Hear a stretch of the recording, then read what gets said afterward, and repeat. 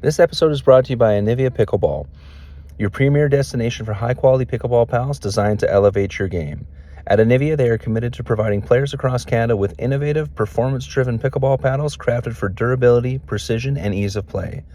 Irene and myself are currently using their Gen 3 Pro paddle, and if you head over to Anivia.com and enter the code AGORMAN15, you get 15% off your order. That's AGORMAN15 at Anivia.com. All right, on with the show.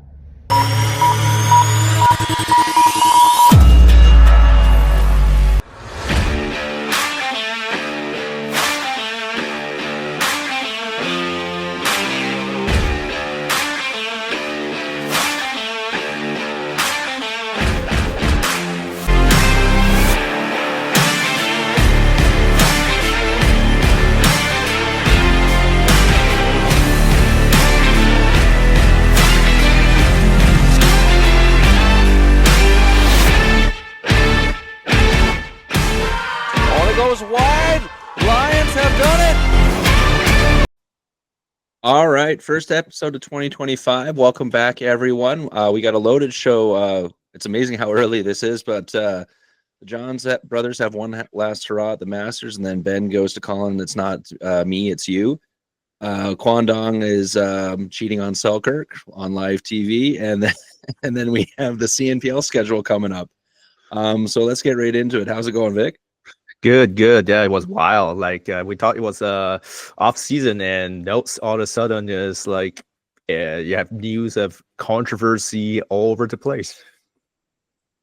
Exactly. Yeah. So we'll jump right into. We'll start with the PPA stuff because I know the CNPL is going to take up a lot of this episode's time. So I'll let you handle that one, Vic. What's going on with the Johns brothers? So we have, well, now it's pretty much confirmed. It was like there was speculation that the Johns will, Ben John and Colin John will be splitting up.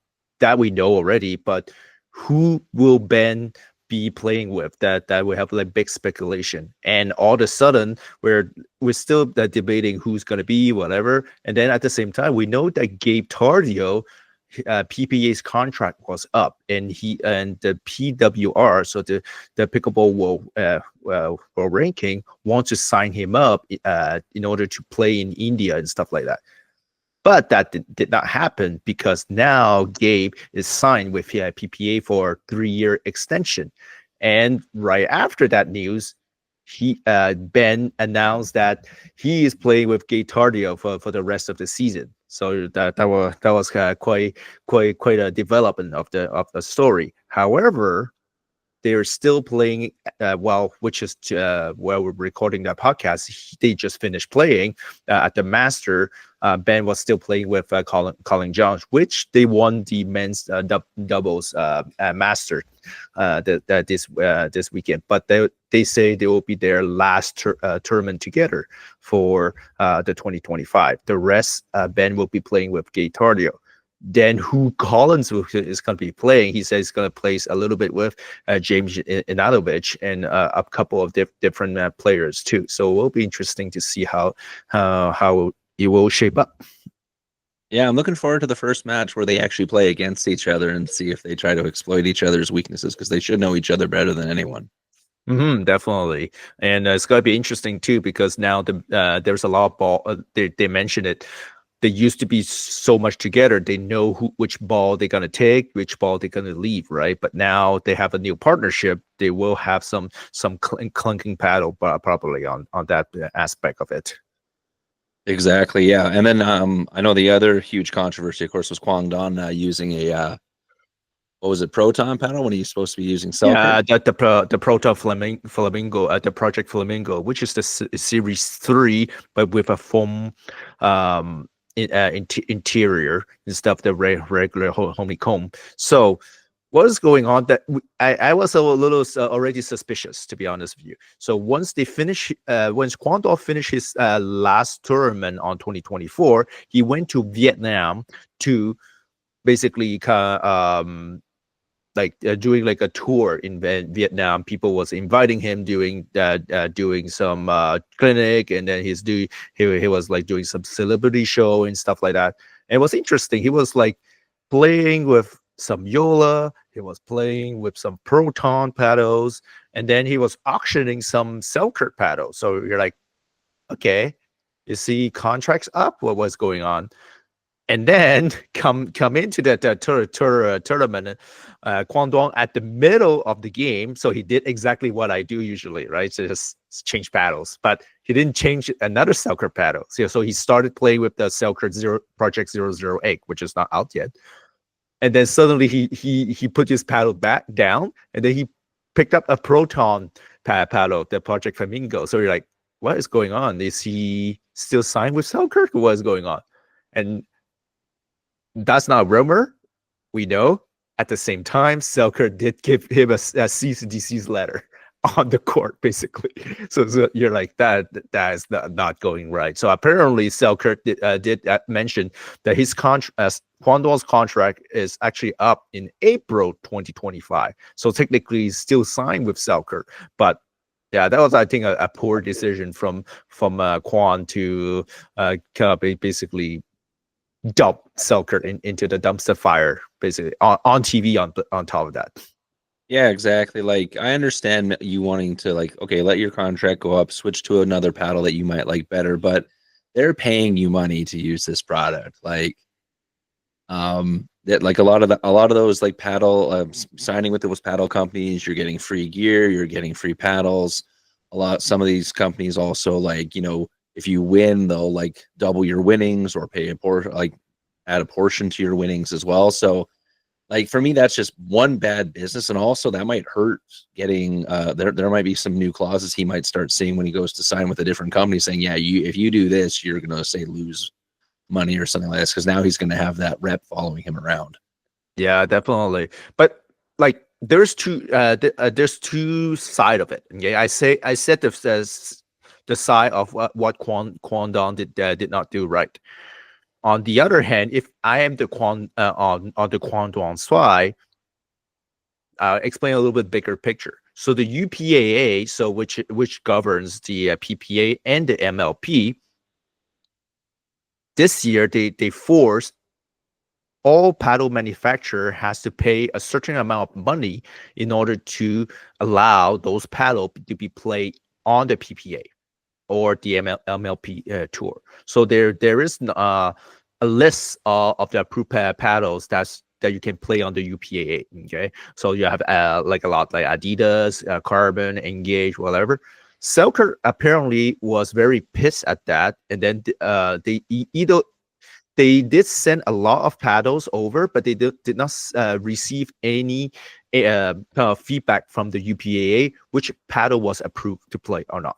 So I've had Quang Doung at that time was like experimenting a lot of different paddles, because he was anticipating that Selkirk was not able to give him the paddle that he can play at that tournament. And we can kind of see every Selkirk player was forced to use the 008.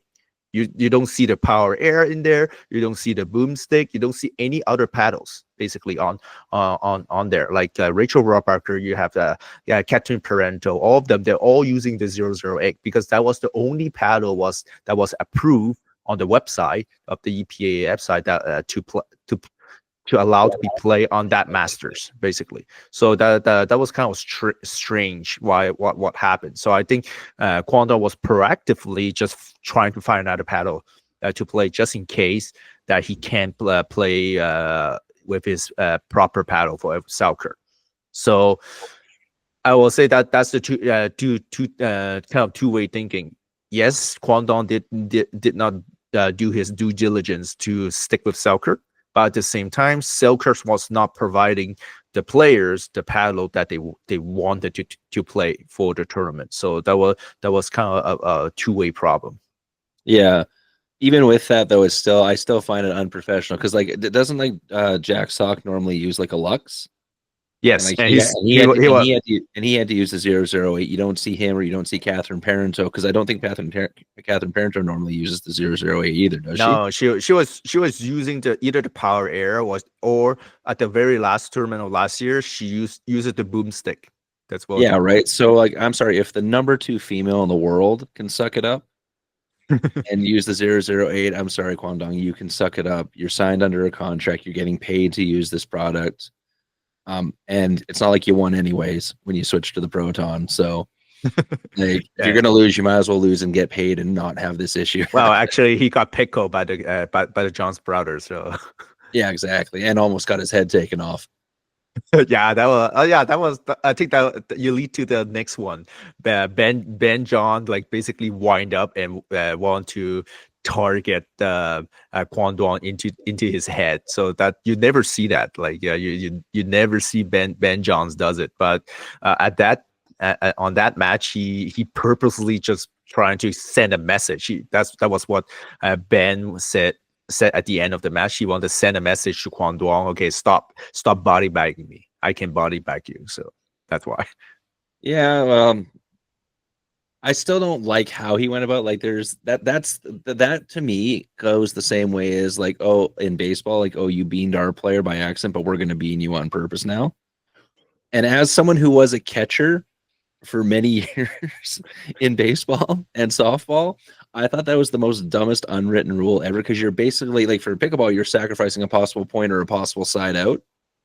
Yeah, and in baseball you were sacrificing having a runner now on base for a possible run against, right? So it was, to me, it was the dumbest thing ever. And luckily for Ben, there was like, if you go and watch the video of this happening, he comes within probably 2 inches of picking off a fan in the head.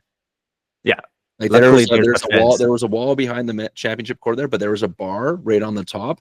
It literally catches the very top of the bar, and there was like a lady sitting right there, and she didn't react until after that ball hit the bar. So she was going to catch that right in the face if that bar wasn't there. Oh yeah, definitely. So he definitely got lucky. At the same time, he's not the only player that does that. There's a lot of different players that like will do that sudden wind up and try to body bag the opponent. But I will say that was quite deliberate from Ben Johns, because no one really was expected that Ben will do that. Yeah, well, and I'm fine with a wind up in a body bag, but that was a headshot attempt. That wasn't a body bag attempt. That was a headshot attempt, because it didn't come anywhere close to hitting you in the chest. Like, if Quang Doung hadn't ducked, that was catching him straight in the face. That's true. That's definitely true. And then there's so many memes on the internet that probably Selkirk pay Ben to do that. Whatever. Oh, yeah, to go headhunting. that was interesting. Anyway. Yeah, and for those of you wondering, like, me and Vic are totally fine with body bagging people in a game. Like, that's part of the game. Like, and if you get body bagged, that's your fault for not having your paddle up. So I don't have a problem with that. So the fact that Ben was having a problem with Quang Doung hitting him, I'm like, well, and Ben, I know you're the best male player in the world, but get your damn paddle up. Yeah. Especially when Quang Dong's known for it, going for body bags, you should have your paddle up at all times when he's getting the ball. Yeah, I agree that, like, in anyway, I think he was just annoyed that Quang was just driving every ball that's supposed to be a dink. And anyway. Yeah.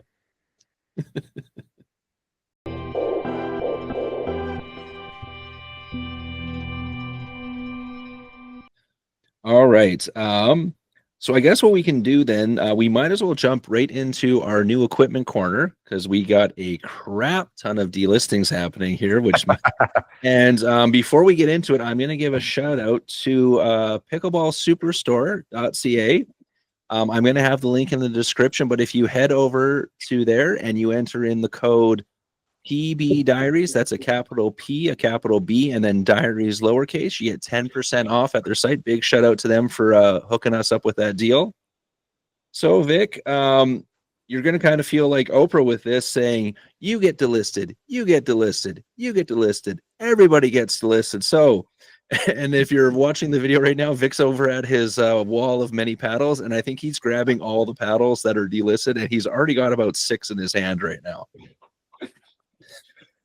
No, I'm not grabbing all the delisted. I don't have all the delisted in my hands. Luckily, I just have some delisted, and then some recommendation. If you have the video, obviously you can see my new wall. The paddle, we call the paddle wall, on the back. So it does. mostly all my paddles. There's some paddles still not there, but anyway, interesting. So the biggest news of that one, the beginning of 2025, is basically there is some delisting paddle will be happening for July 1st, 2025. Okay, you hear that? July 1st, 2025. Okay, a lot of people was like, no, that paddle is delisted, you can't play. No, it's just delisted in July 1st, so you can still play. Yeah. You still have a couple months. However, though, if you're doing Western regionals or Eastern regionals or any type of provincials and nationals here in Canada, it's going to be delisted before then. So you better figure out a paddle you want to use for those tournaments. Oh yeah, definitely. So the biggest news happened on but basically probably 2nd of June. What happened? So USAP announced there is several paddle will be delisted because of their new testing. So their new test called the coefficient of restitution, or we call that the deflection testing, and their limit is at 0.43. Okay, and there is a few paddles, unfortunately, that does not meet the criteria. So one of the paddle, everyone loves that, and it's a love or hate. Okay, this is the one we call the Yola Mod TA15. The 14 and the 16 millimeter will be delisted on July 1st. Okay, another paddle that will be delisted, I don't have it with me. So that one is the Gearbox Pro Power, but the elongated version.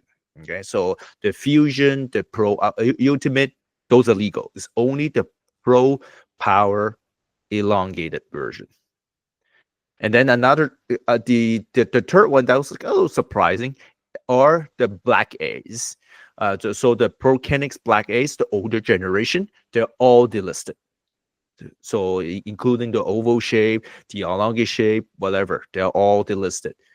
The newer version of, because Prokenix did come with the newer version of the Black A's, those are approved. But the older version of the Black A's, they're not approved as starting on July 1st. So you hear about it. Okay, now, if you're a mod user, what is your alternative? Yola is offering a 50% off on their Gen 4 that will be coming on March 2025, okay, under their refresh program. But you need to have two things. You need to have the receipts, and then you have to have, basically, there is a serial number on your paddle, and you have to find it. Okay, basically, that's the two things you're gonna need from Yola. For Gearbox, we don't know about the discount yet. Apparently, they will be offering some discount for the new Pro Ultimate paddle, the elongated version. But the problem is it's already out, that Pro Ultimate, but swing weight is super heavy. It's right into the 128, versus their old version, the Pro Power, is into the 115s. So if people are not familiar with swing weight it means how much effort you need to put in order to swing the paddle. The higher the number means you need more you need more force and power, which, yes, you have more plow through. However, you lose in hand speed, especially in hand battles. Lesser the number, it's easier to swing the paddle, means you have better hand speed, but your plow through will suffer, unfortunately. So that was kind of an interesting marketing from Gearbox, to have that paddle so much higher swing weight. It's kind of interesting. Okay, now, what can you use? What's your alternative now? If you're a mod user and you like your mod, what can you use? Okay, first one will be kind of surprising. The rhombus ripple. A lot of people were saying, well, if the mod is legal, the ripple will be illegal. News flash. The ripple got approved. They actually got tested by USAP, and they said it was right below that 0.43. So the ripple right now, according to USAP, it will be legal till March 2026. A lot of people then mentioned why March 2020. Sorry, not March, May 2026. Why May 2026? Apparently, next year USAP will revisit the coefficient of restitution, so they might bump up or bump down that number. So that's why for now they're saying this year Ripple is legal. Next year we'll see, depending on what they're gonna do on their numbers. Okay, so this paddle is gonna be, I think, the hottest paddle you can get on the court for your if you don't have the Ripple. All right, if you think the Ripple is too much, what can you do? Okay, I got a couple different ones you can play. So now depends on, are you playing on the PPA or you just want to play on some USAP? Okay, if you're playing on the USAP, those two paddles you can use them. The Spartus Olympus or the Vatic Pro Saga. They have also that foam core, not as powerful as the mod, but still good enough that give you that edge. It was like for someone that has using the mod for so long, won't be a big change for them.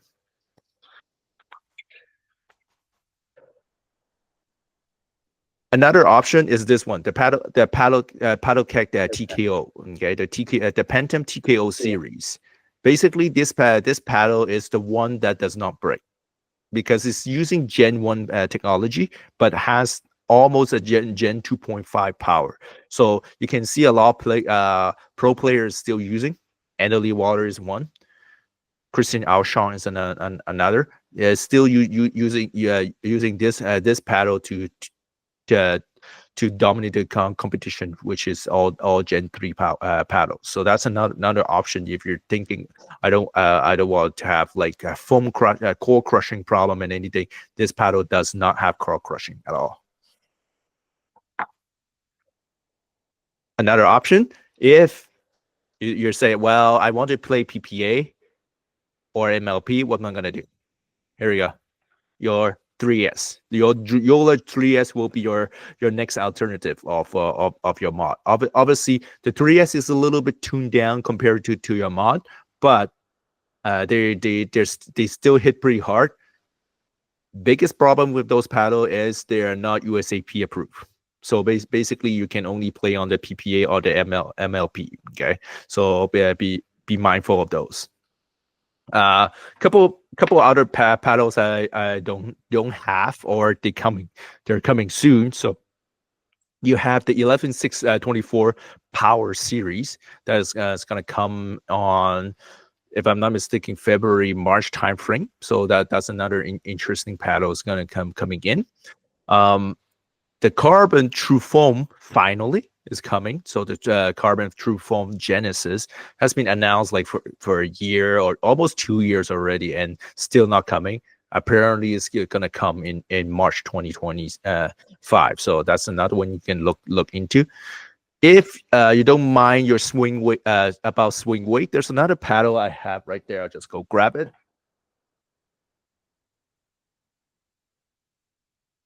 So this one over here, the Brain Brother Shogun, is another good paddle.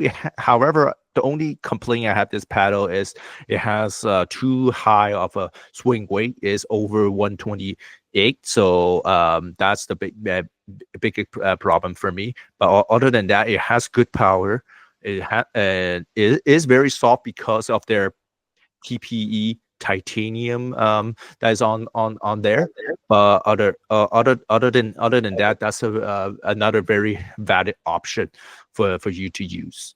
One last one is the Pickleball Apes Pulse series. That's another good one. And one last one that I have it coming soon is the Course Fire series that also has a good power on it. So we'll see if there is another bake of the listing. But for now, those are the good option that you'll have if you have the mod or you have the gearbox and now you want to switch to something else. Those are the pretty good option that you can use. Nice. All right, and I'm blanking here. Is there anything that got removed? What's for the UPA stuff? Was there anything that got removed on there? Because you were talking about the annual fee, I know earlier with Selkirk complaining about that. Or is there any new ones on there that people should be looking out for? So problem with the UPAA is that there's a lot of companies that has apply for it. Obviously, they have to pay a fee in order to get included to the UPAA. But there is some notable companies that's not on there, and that you cannot play with those paddles. So if you look at it right, if I look at the list, some of the paddle I just mentioned are not here. So the bread and butter are not there. If you look at the Vatic, there's only one paddle that's allowed, the Vatic Pro Pris V7. So that's kind of interesting. Selkirk right now, for now, it's only the 008 that you're allowed to play. So that's another kind of interesting one. If you look at 6-0, only the Ruby and the Black Diamond can be played, but not the double Black Diamond. If I look at it, you do not have gearbox. You can't. So basically, you cannot use gearbox in a PPA tournament.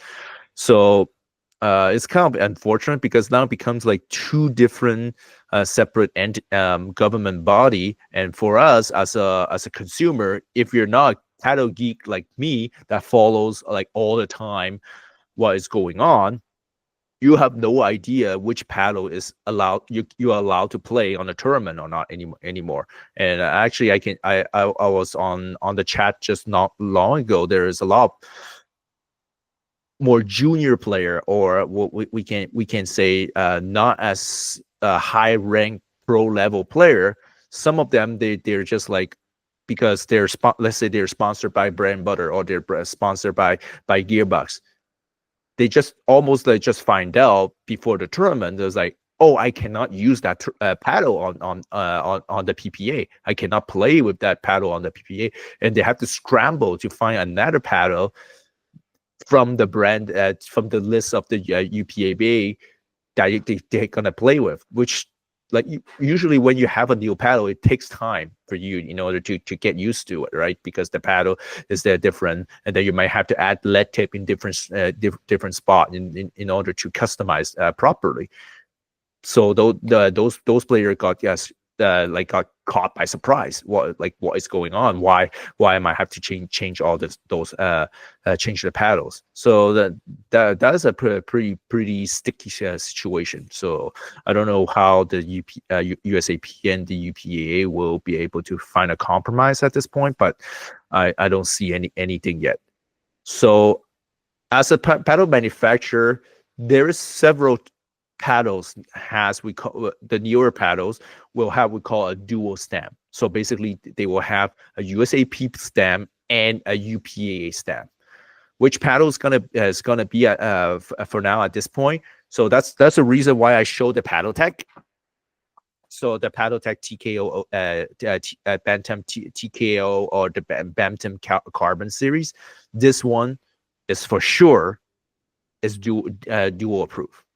Okay, so you can play on a USAP sanctioned tournament, and you can play on the PPA and the MLP tournaments. However, all the other paddle is kind of a question mark. I show you the 3S; they're only UPA approved. We have rumors that they will be USAP approved at the later this year, but we don't know yet. So that's a big question mark. Apparently, Yolas tell us the the new Gen 4 that they're going to come in March 2025 will have a dual stamp, but no one has seen it yet, so we do not know at this point, right? There's other paddles that we know are dual approved. We have the Pro XR, which is the parent company of PaddleTech. Their prototype and the signature series will be dual approved, so that's another one you can use. And another bigger company, the Franklin. So the Franklin Dynasty or the Temple series, they are dual approved, and they're actually coming with the newer version of those paddles called the C45. That's the prototype paddle that currently pairs Todd, the Johnson, Hayden Patrick are using.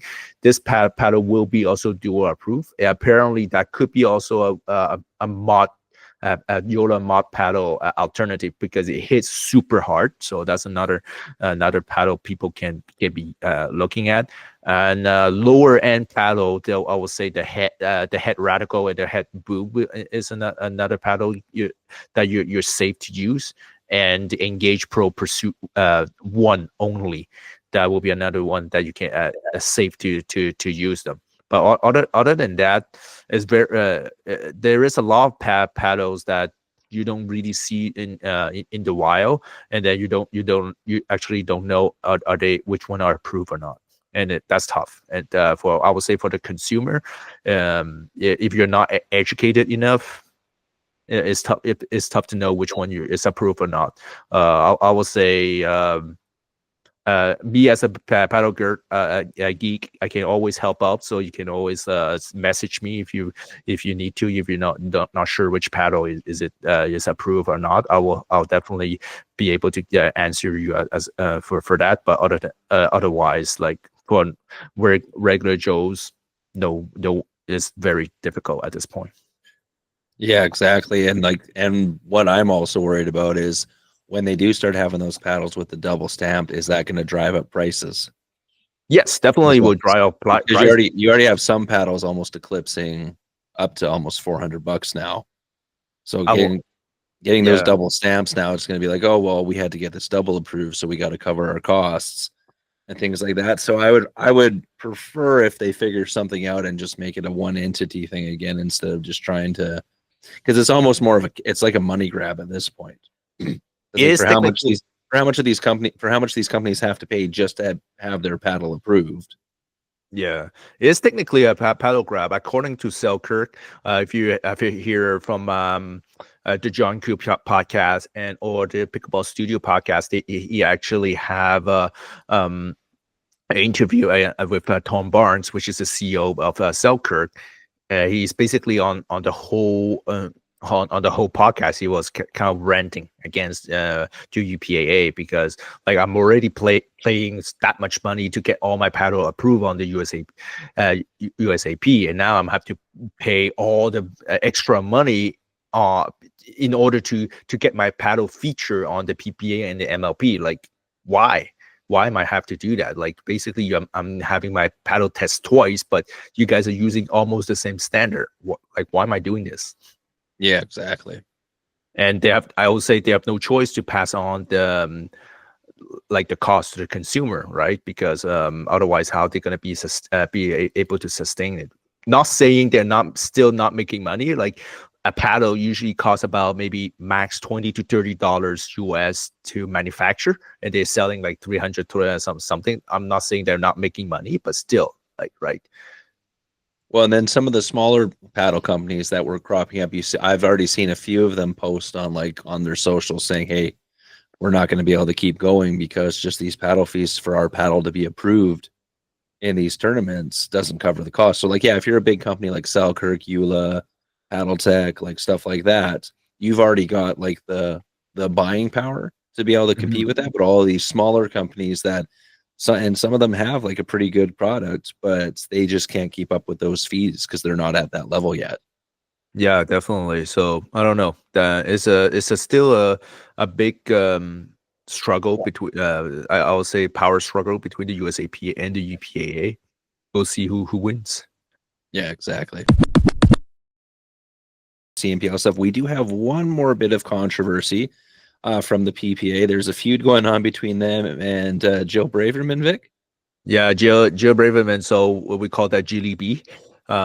She has a her own podcast also. On you can listen to it on YouTube. So right before the master tournaments, she actually kind of mentions as saying, "Oh, the EPAA basically is having some financial trouble because they're actually asking a $10 million loan on there." Okay, so and then after she mentioned that on the social media and on her podcast, Samin Otwani, which is the chief strategy officer at the UPAA, and Connor Poirot, which is the PPA CEO, kind of responded to counter the claim, but in a way that I didn't really, to be honest, if you as a public that's looking at it, I don't really like it. Okay, like you can refute her claim, totally fine, but you should not be kind of personally attacking. So I'll give it a look, just a quick quick a little bit spill of what they're saying. So Samin was saying, "Oh, the many times you said the merger would never happen, you have absolutely no credibility." So what they're talking about is the MLP and the PPA merger from last year. It's unfortunate you are not good enough to play with the rest of the top tour, and you have to resort to clickbait to fuel your career as a micro influencer. Seems like this time of year inspire you to make false claim. Looking forward to seeing what's next.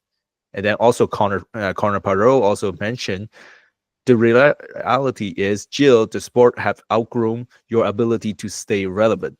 Maybe that's why you are so bitter. It's easier to play victim and stir up drama than to acknowledge that you are simply not part of the future of the pro pickleball. I was like, ouch.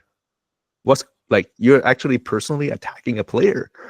It's just like saying that you're like, you suck, basically. That's just what they're saying. So I was like, wow, like like at any other tour, are you seeing like NHL, Gary Bettman is saying to a player, "Oh, you suck." Basically, don't, it's like, shut up. They don't. No, Yeah, they're not going to not say the that. NHL itself. I have seen teams go after Spit and Chicklets for some of the stuff that they've commented on, but never the NHL itself as the entity. Like it'd be one thing if this was an MLP owner, like one of the team owners going after her, because that's like their own thing. But like the actual head people of the main league going after it, yeah, it comes across as way not non-professional. Like they should just be like, we refute these claims, no comments, maybe, or at best say maybe check your sources type of thing, like come back with that. But like the fact that you're attacking her as a person, like saying like, oh, you're a micro influencer, you're doing this for clickbait, and then saying, oh, you're not relevant anymore and stuff like that, those are low blows, which are unnecessary for a big company to do that to a single player. Exactly. So it doesn't look good on you, right? For another investor that's like, let's say he wants to invest on UPA, you're like, holy crap, why the higher up is saying that? Like, what is going on, right? Like if it's a team or players like just like saying that to each other, right?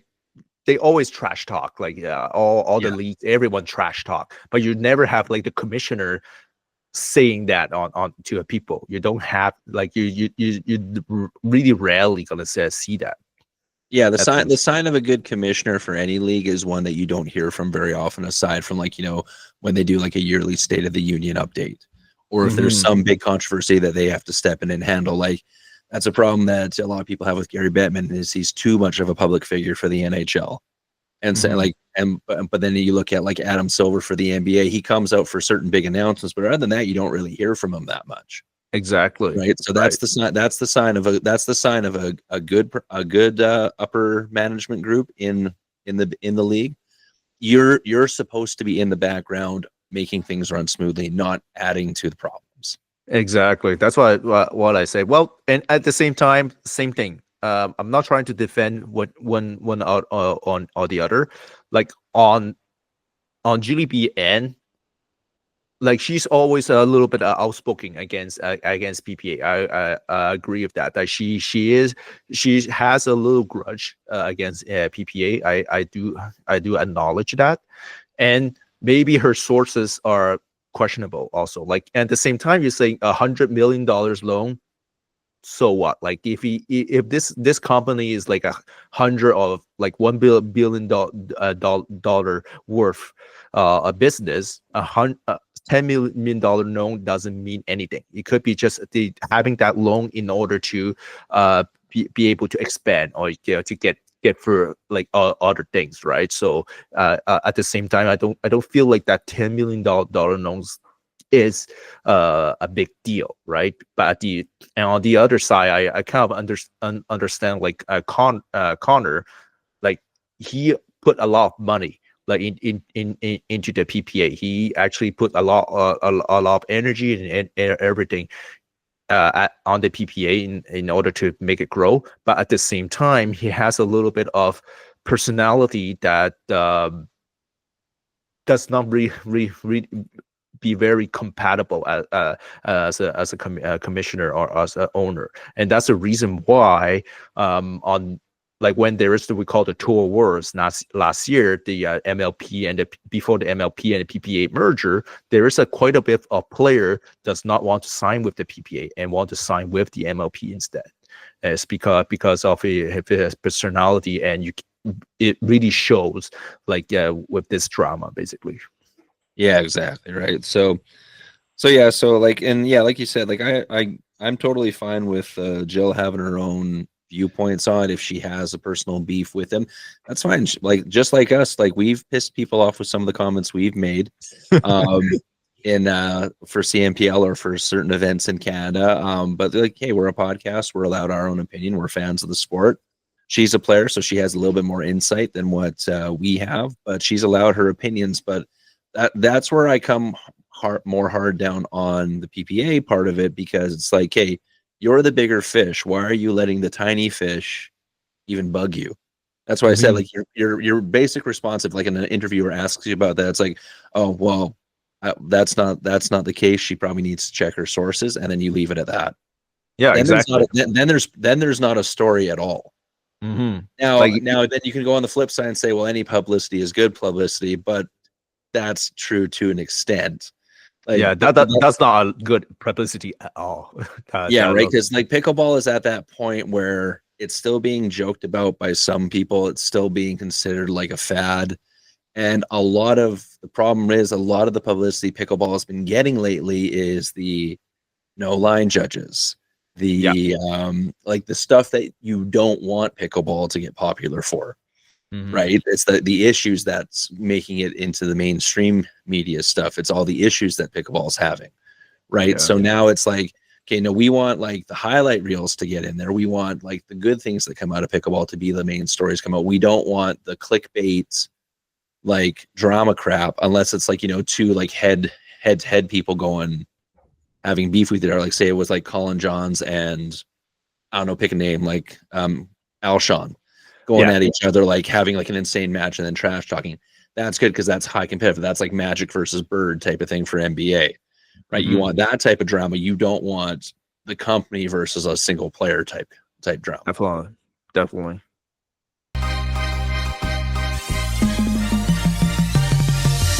All right. So moving on to what we consider the big news, because of course we're going to be biased towards Canada. Oh yeah. CNPL season 3 is a go, and they've announced their schedule. So let's go. So we'll start. I'll list the schedule off first, and then we'll kind of get knee deep into the weeds, because there is a bit of change of pace for the qualifying stuff with getting into the league this year. So 2025 season. So the preseason amateur showdowns are going to be the entire month of March. I'll get into what the amateur showdowns are. They're basically like the qualifiers last year, but with a little bit more of a twist. But it's the entire month of March is that. So March 8th is in Quebec. March 15th is still a to be decided location. Then March 22nd is in London, Ontario. March 29th is in Vernon, BC. The draft itself is April 2nd, and that's going to be live streamed on YouTube. Nice. Then when the season starts, we got May 3rd and 4th is going to be in southwestern Ontario, and the Brewers are co-hosting that one. That's the regular season split one. June 7th and 8th is going to be in Montreal, obviously co-hosted by last year's champions, the Montreal Lions. And then we got July 5th and 6th is going to be at the Good Games in Guelph. Now, this is a mid-season event, but it's not going to count towards the standings. So I'm curious to see if this is going to be kind of like an all-star game, or maybe they're going to bring in some celebs, or I mean, it's going to be more of like a showcase of the league than an actual thing that counts towards like standings. So I'm interested to see what that's going to be like. They might be doing what the MLP did this year. The MLP did a mid-season tournament like champion this year, so I have a feeling they kind of inspire from what the MLP did. Yeah, and you can't go wrong with that because that one got really good ratings when they did that. So, and the Good Games itself is a huge. For those of you who aren't from Ontario, that is a massive sporting event in Guelph. Like they're like any sport, pretty much any summer sport you can think of, and I think some winter sports too. They have huge events going on the entire time, and so just the CNPL being there, because they were there last year as well, it's just going to be a huge showcase for the sport of pickleball.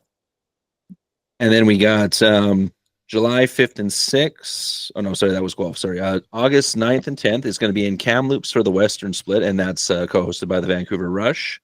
And then September 6th and 7th is back in Toronto, and that's going to be Toronto United co-hosting that one. So that's actually pushing now. The playoffs are going to get pushed all the way to October, so we're going to get a whole extra month of CNPL stuff, which is good for us because that's even more content for us to mooch off of. Thanks again, you and Mike and Cam. And so the playoffs are going to be October 4th and 5th. They have not announced the location yet. If I was a betting man, though, I'm going to say it's probably going to be in East Canada, seeing how last year it was in West and the year before that it was in the East. I wouldn't be surprised if it's possibly like one of the high sports facilities, or maybe the One Health Club if it's going to be in like Toronto area. Or possibly if there's a really good facility in Quebec, like the one who's hosting the one in Montreal, maybe one of those facilities type thing. Or they might branch out and find another spot. But if I was feeling I'll add one more. The Pickler is coming also in Toronto, so that's another there you go, facility. So I wouldn't be surprised, and I know I know Yui is part of that kind of. He's been working with that group to bring the Pickler to Canada. So CNPL's already kind of got it in there with Yui being a part of that as well. So I wouldn't be surprised, if like the Pickler opening is going to be kind of like the showcase for like the CNPL playoffs, and that'd be a really good decision to just bank off of the Pickler's popularity as well, right? So for those of you who are interested in playing this year, and the nice thing is with these amateur events, you don't have to try and get drafted. Like, so if you want to, there's two different signups. There's the sign up to be in the draft. So if you're a returning player, so say for example, like Irene, who's going to sign up again to get in the draft. For Irene, because they already have all of her information and stuff on file because she's been in the draft before, it's only $50 for her. If you're a new player, say for example, if Vic wants to enter his name in, it's gonna cost Vic $100 because obviously he's a brand new player. That's a bunch of new data they got to enter, and obviously just covering maintenance costs. Right now, the amateur showcases for this, like what they did last year was for the qualifiers, it was basically just round robin play. You did one day where it was women's doubles, one day it was men's doubles. You did the usual rally scoring, but then you switched partners. You did kind of a king's court. So if you and your partner won, you moved up, and then you split teams. And then you would move up. If you lost, you'd move down. Same thing. You'd split with your partner, type of thing. I just want to mention the good luck is being. I'm not good enough in order to be drafted anyway. So that's what I mean. I'm not saying anything about it. It's just I just want to clarify. It's just I'm not good enough. That's all. No, we knew that you hadn't been in the draft yet, so you were my good example for that, Vic. It wasn't a shot at you either way. So thank you. I technically have been entered in, like I haven't been picked, so mine would only be $50, but I'm probably not going to I'm not signing my name up for the draft, but I'm definitely going to go to the amateur showdown because the other stipulation, if you want to get drafted, aside from signing yourself up for the draft, you have to play in one of the amateur showdowns to qualify for getting drafted. Now, the format this year for the amateur showdowns is you're gonna get put into teams. So teams of 4, 2 women, 2 men, and then you play a round robin, and there's going to be 15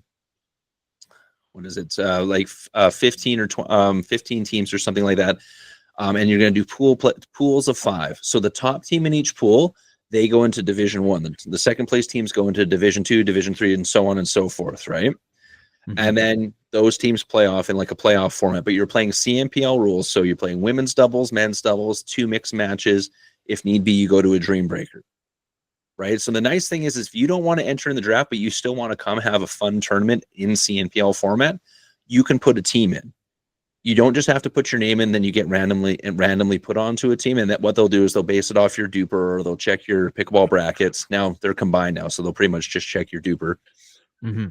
Right. And then they'll stick you in a team. So if you don't know like 3 other people to sign up for a team, you can just put your name in individually and they'll match you with what they consider your appropriate category. Now, if you want to put in a team, so for example, here I'll name 4 people from BC just because it's off the top of my head. So like Sabrina Lamb, Eugene Ma, Nathan Choi, and then if I want to pick another lady who was in the draft last year, didn't get picked, but she performed really, really well last year at the qualifier, Isabel. If they wanted to put in a team, they could put in a team, and that'd be their set. So if you can find players that you're used to playing with, so like Isabel and Sabrina have played in tournaments together. Sabrina is a regular partner of Eugene, right? So if you're sticking yourself with players that you're used to playing with, it increases your chances of looking better in the eyes of the people going to be drafting you, right? So there's that little switch into it. And like I said, if you just want to go in it and have fun, you're guaranteed, I think it was 5 games. So that's basically a minimum of 10 games because you're getting a mixed and a doubles each match, right? And it's $400 a team, or basically $100 a person, which considering some tournaments nowadays, that's actually not a bad deal. So, right. So, because there's some tournaments where it's like $200 just for you, right? So, and you're getting mixed and you're getting gender doubles out of it. So, and each of those events are going to be a single day, which it's also cuts back on time because they used to be 2-day events. Like one day would be men's, the other day would be, or one day would be men's and women's, the other day would be mixed. Whereas now it's like we're starting at 8 a.m., we're finishing at like 8 p.m. type of thing, but you're obviously going to get your breaks in between. So it cuts down on, for on the CNPL side, it cuts down on like having to rent the space for longer. It streamlines players coming in and being able to divide the players up quicker. For players, you don't have to book as many nights in a hotel if you're traveling to that location. So, for example, when me and Irene go to the Vernon one, because obviously that's the closest one, that's only like a 2-night stay instead of a 3-night stay when it was a 2-day event, right? So I like this new format. It does open it up more so for some more amateurs to come out and play and just try this event.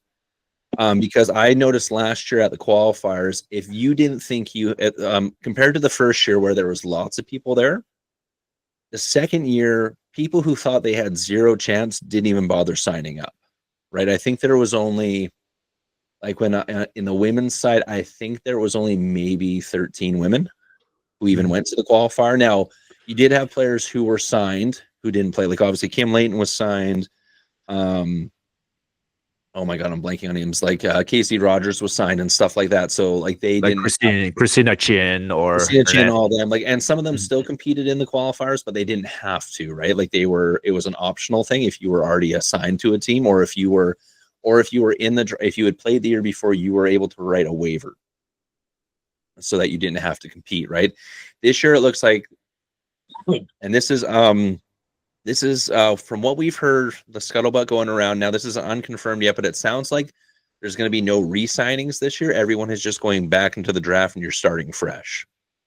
So that means any player who played last year is going to have to play in one of the qualifiers. Excuse me. And the nice thing is with that is every team starts at 0 again. So, and I think that's going to make the draft a little bit more interesting because, for example, like last year, the Toronto United didn't even get a pick until round 5 because they had re-signed 4 players, right? Like, and there was the teams that had signed. And I think the other reason why they're doing this is because some teams were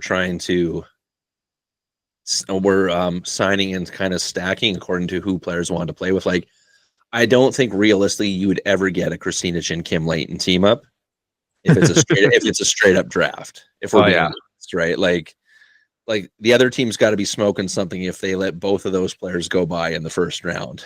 You know what I mean, right? So, and I think with that, you're going to see the teams be a little bit more balanced this year, because we had two teams that were far and away like the superior teams, and then you had a bunch of teams that were very good, but they were close. And then you had the two teams that were very dwindling. Now, like Toronto United made a really good push at the end of the season to get back up in there, but it was Toronto United and the Rush were kind of dwindling at the bottom until the Toronto United team made that push at the end of the season, right? So, and this will also put a lot more pressure on the managers or whoever's picking the teams is, hey, like everyone's available now, so you have no excuse if you skip a player that you shouldn't have skipped.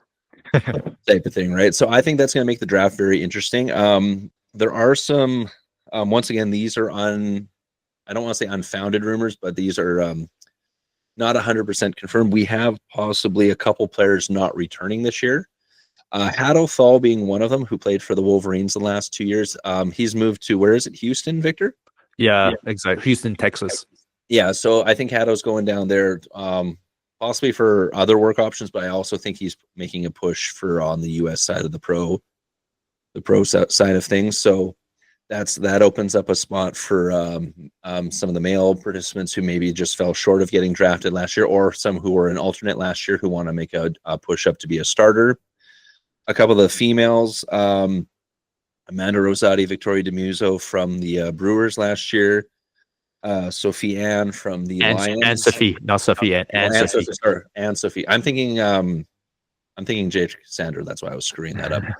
So yeah, and Sophie from the Lions. Apparently those three aren't coming back. Like I said, these are not 100% confirmed yet for rumors, but from the people who we've heard this from we consider pretty reliable, but we're not going to say 100% on this one. But with those three being gone, it opens up huge spots on the women's side of things. Because if we go with who we think are coming back, we can only off the top of our heads think about 9 spots. Exactly.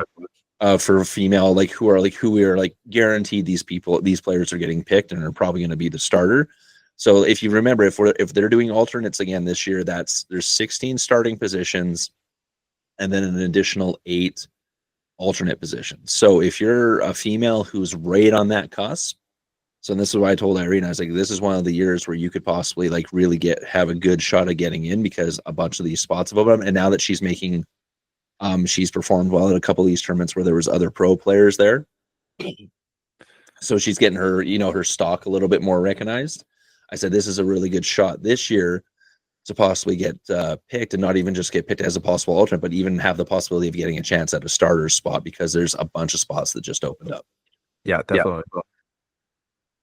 Yeah. So super excited for that. I know I'm going to be interested to see if they're keeping the same format that they did last year, where some teams play 9 games, some teams play 10 was what was going on last year with the splits, and because they have the extra spots now, extending it to October, we're getting more games in, so it's going to be more chances for these players to show what they're made of.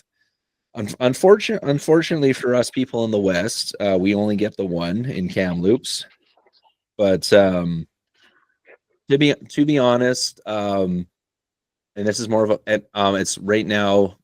Considering locations aside from here in Alberta, where we've had a bunch of indoor locations open up, there's not a lot of locations that can provide that kind of space that the CNPL needs. I know they only need 3 courts, but it's also for viewership. People come in, spectators, because you still need gate sales for this, right? So there's so many spots in Toronto. And let's be honest, there's 4 or 3 of the 8 teams are located in the Greater Toronto area, like the Toronto United, Smash, and the Brewers. So you got Brewers, 3, you got 3 teams right in that area, right? And if we go again, so the Brewers are owned, are one of the teams that are actually owned by like the brewing companies and stuff that have all grouped together, us along with those. I guess they're all former Maple Leafs now, but the 3 hockey players who owned it, and also the Toronto United, who was owned, of course, by Ricky and Andrew Loretti. And they're also the biggest social media presence for the CNPL, the Toronto United team is, right? Aside from, like, I think the only person, and this is person is Christina Chin. Yep. Seeing how I just mentioned Christina, and shout out to her. If you go to, for those of you who follow the Dink newsletter and the Dink podcast, Christina Chin's been nominated for Instagram Influencer of the Year. So make sure you get on there. Is the voting still open, Vic? I don't remember. Yes, it is still open. I think till end of the week or something like that. Yeah. So if you listen to this before the voting's done, get on there and vote for Christina. There is also an award for podcast of the year. Now we're not listed, but there is an other section. So you should go in there and type us in there for that. Even if we only get a couple of votes, at least they'll start to get our name brand up within the greater pickleball community, right? I'm not expecting to win if people go in and vote for us, but even if we get a couple of votes and then the Dink goes, oh, who's this Pickleball Diaries podcast? And then maybe we get a little bit more recognition with that, which would be really cool. Yeah, that'll be good. So, guys, please help us out. Exactly. But and then I think that's about it for CNPL. So looking forward, like I said, the sign up deadline for the all the qualifiers, I think I know for at least for the very last one in Vernon, it's the 22nd of March. Obviously, for the ones earlier in March, it'll be a little bit earlier than that. Make sure you sign up. Make sure you go put on a good showing and have some fun. And you'll get to see a bunch of the pros play too. Like I said, even if you don't have no interest of going into the draft, it's a fun team tournament. You get to try out rally scoring and seeing what's that like. Me and Irene this past weekend just did a little mini tournament with some of the really good players in Edmonton, and had a lot of fun with that. Shout out to Diane, Dewey, Alberts, Amanda, and everyone else who was in that little tournament group. Me and Irene had a lot of fun with that, and then we played a crap ton. That was at the EPC. We did that, and then we had the next day on Saturday we played almost way too much pickleball because I'm still sore. But we went to the South Hub, we went to the West Hub. Shout out to Vin who was there. I finally got to meet Vin in person. He goes, "Oh, I finally get to see you," because Irene's been to every hub in Edmonton. I always end up being stuck at work when she's gone. But we basically from 6 p.m. Friday night to 4:30 p.m. Saturday, I think we did. So that's less than 24 hours. We played about 13 hours of pickleball. It was crazy. I was like, I don't know how you did it. I was like, I don't know how you did it. Special appearance reffing because he's still recovering from that knee injection. Yeah, exactly. I just have to watch. It was painful. But yeah, we definitely had a blast. We met a few more people who we hadn't had a chance to play with, at least consistently. Well, there's lots of people who we have played lots against, but we got to play with a few people we hadn't necessarily. We've met before, but we hadn't had games with before. So that was a lot of fun. Nice.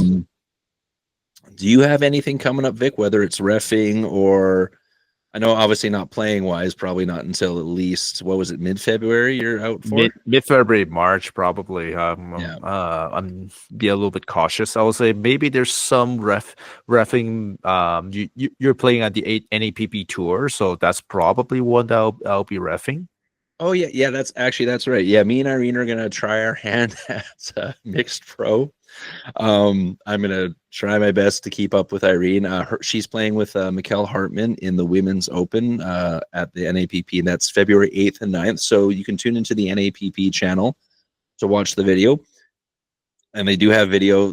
Me and Victor, as we mentioned, I don't know if it was the last podcast or the podcast before. They do have video up now and have live streaming, which is what our biggest thing with them is, hey, get yourself online, get yourself viewed so we can, we can talk about you more. So we'll be able to have firsthand experience now. So Irene's playing in the women's on the Saturday, and then we're playing together in mixed. I'm not playing in men's. And that probably for those of you who are regular listeners to the podcast know that that's my biggest thing right now is finding a consistent partner to play with all the time. One, I'm 5 hours away from most players who at least play at like the 4-5, 4-5-5-0-ish level. Victor had a partner and then he hurt himself, so I have to wait for Vic to heal himself up before I can start bugging him to play with me. And then, of course, the partner I played with the most last year, Chris, lives in Medicine Hat. So for us to play together in like an Edmonton tournament is not, it's not ideal for either of us, right? So, but yeah, so I'm not gonna bother with the men's side of things. So I'll just cheer Irene and Mikkel on the women's side on Saturday, and then hopefully we do a good showing in the on the mixed on the Sunday, and I'm looking forward to that because one, it's a good litmus test to see where we're sitting at. I think Irene and Mikkel are going to do really good. Mikkel Hartman, for those of you who've watched some of me and Irene's games on our YouTube channel, we've played against her and her husband Chris a bunch.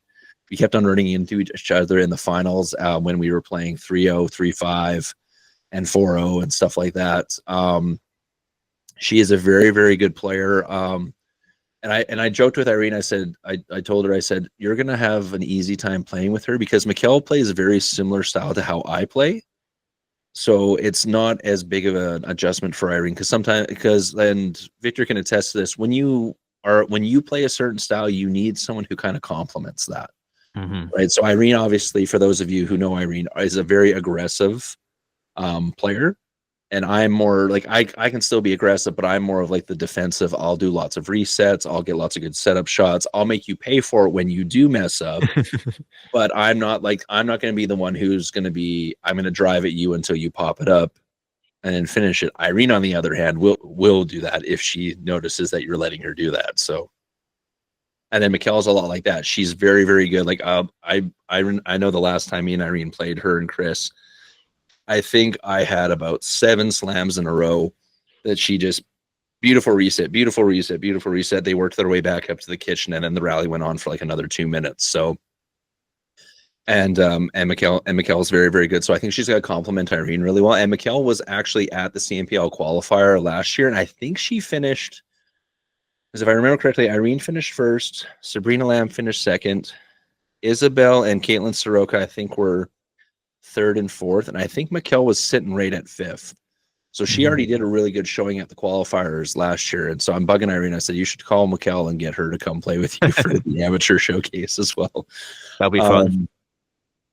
But so yeah, I'm looking forward to that. And I'm looking forward to see some of these pros that we don't get to see a lot because a lot of the pros coming up from the NAPP are from the States or from like there's a couple from like Mexico and stuff as well. Yeah, South America. There are a couple of them come from South America too. So yeah, so we don't get to see them play a lot, and I know that there are a few of them play like in the lower APP levels tour. Of the PPA or the APP tour too. Yeah, the APP. Yep. Yeah, the APP. So, and then there was a couple. I don't know if there's any coming this one, but I know there was a couple who played in the last one that were actually at the women's showcase that Irene went and played in Okotoks, and they were some of the U.S. pros there. So, that's going to be a lot of fun. And like I said, getting to test ourselves against like these higher level players and seeing how well we match up with that, and then we can, if we don't do well, we know what we need to work on, and if we do well, hey, there's a feather in our cap. I told Irene, I said, hey, if you get to the podium, there's just a raising your stock again, right? So definitely. And I know she's going to get to play against Kim Layton because Kim Layton is playing in that one. I can't remember who her partner is because it's a different partner than last year. And then, of course, Jorge is playing in it. Ali Kosnek is playing in it. Oh, and Kim Layton's actually playing with Anna Dashenko. So that's going to be a really tough team to play against. So I'm looking forward to that if they end up lining up with that. Yep. Anything else, Vic, before we finish off? I think I'm just gonna make a quick clarification about the rule change on 2025. I forgot about it. So if you follow our last podcast, I did mention something about appealing for like appealing after the referee have already have a score or something like that. Is actually this one only applies at the end of the match. So basically at the like a ending point, at the very end of the match, let's say it was, for example, 10-8-1, okay, the ball was called out, and then at last year there's no like time frame saying, okay, when what was your last moment you can still appeal to the referee for that very last point. Here in 2025, basically, if the referee started to initiate the score sheet, you kind of that's your kind of your final your time limit to appeal to the referee for that point, basically. But we're talking about the final point of the match. For the rest, it's still the same. You can still appeal until the start of the next serve. Okay, so that's the clarification I want to make. Another addition this year I want to also emphasize is the readiness of before serving or receiving. So from last year, the referee only recognized a couple of a signal that, okay, you're not ready, so I'm not going to call a score. Like you're having a paddle, you lifting your paddle up, or you're lifting your hand up, or you turn your back against the referee. This year, if you say wait or hold up or stop, the referee will recognize this as you're not ready. So that's the kind of the addition that has been added on the rule change. So you can, I would say, not exploiting your advantage, but you can use that cue to the referee if you're not ready. Yeah, kind of give yourself an extra like 3 seconds kind of breather type of deal. Mm-hmm. No, because some people that does not recognize, oh, I had to put my hand up or something like that. They just say stop or stuff like that, right? But yeah, technically means the same thing. I'm not ready, right? Yeah. Perfect. All right, so that's everything for this one, guys. It's good to be back. We had wasn't too long of a break, but I threw out my back just before Christmas, so I spent the entire Christmas break trying to stretch it out. So that was fun. Vic, of course, was healing up from his knee stuff. So we're back and raring to go now. I can't wait for some more info to come out for CNPL. Hopefully, we get some CPA stuff coming. And then of course, if you're in the Ontario area, there's a bunch of high sports stuff going on, the high sports tour, and then I know APA is also starting up some of their tournaments as well. So if you're in the Ontario region, look those guys up. There's a bunch of chances to get some really good opportunities for playing in tournaments. All right, so we will see you guys next time. Thanks once again, Vic, for joining us, and thanks to our new equipment sponsor, Pickleballsuperstore.ca. Once again, I'll have the link in the show notes, and the coupon code is PBdairies. That's a capital P, a capital B, and then Diaries, and you get 10% off. Oh yeah, so please use it to help us out. Or if they don't have that paddles, my code Chan PB, CHAN PB will work on all the other most of the other brands. So sweet, perfect.